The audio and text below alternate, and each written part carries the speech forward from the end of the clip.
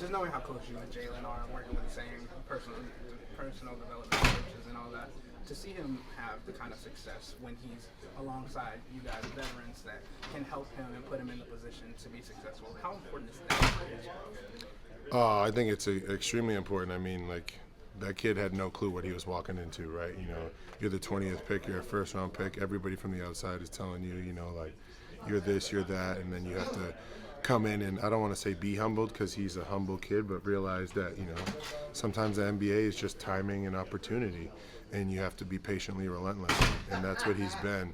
And, you know, as a rookie, like, we have older guys on this team, and we torture him constantly. You know, JT is very outspoken, so sometimes, you know, as a young guy, you say something, and an older guy will hop on your line and torture you for.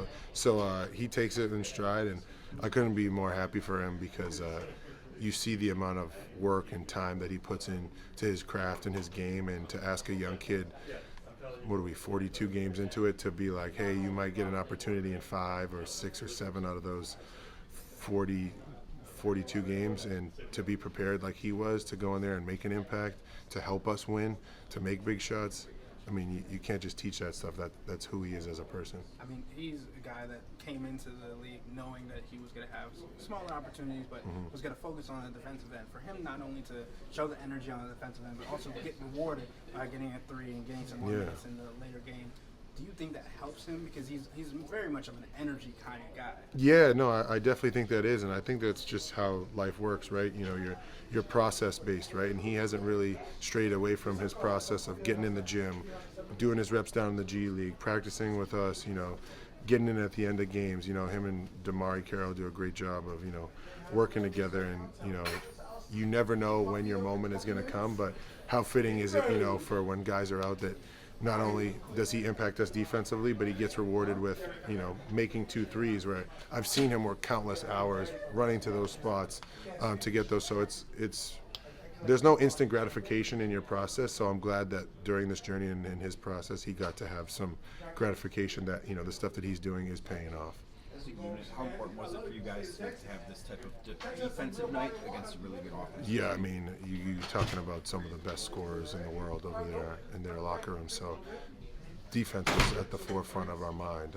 Obviously, we can score, and we've had a really good success on offenses here, but, you know, kind of corralling them and making them shoot the shots that we wanted them to shoot, and then, you know, forcing them to miss was definitely on the forefront of our mind, because they have guys that have scored a crap ton of points over there. So defense was definitely huge for us.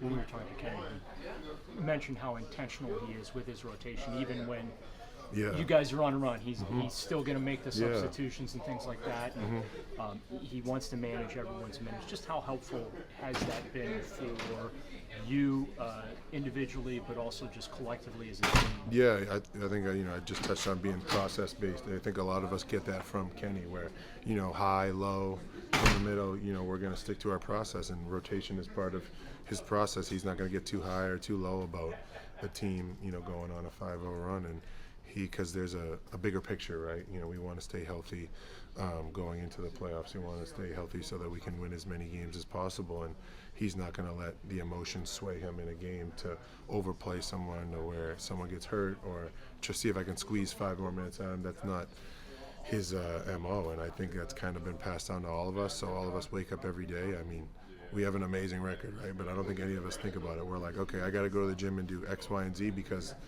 that's kind of the process that's been laid out for me and how I can be successful in my role with Cleveland. So it's no surprise to me that he said something like that, because he's so process driven, and he never. It's a team will like hit a 3 and he has like no emotion on the bench. I almost like want to go and check his pulse. So that's just who he is. When Dean was on the bench, you were tasked with guarding KD. It seemed like you guys had a little bit of banter. Yeah. Did you love competing against those kinds of guys? What was that like for you? I mean, there's no disrespect or anything like that. I mean, I love to compete. I love to play at a high level, and, you know, I've always been a talker. I probably talk too much. So that's just who I am, and I'm not going to change who I am for anybody unless it's for money. No, I'm just kidding. But yeah, no, it was good banter out there. Can I ask you about the rookie? Tristan comes in and plays 18 straight. He's barely played this year. 18 minutes straight? 18 minutes straight. That's what Kenny said. How hard is that to do, man? Like, he hasn't been playing all year, and he comes in and...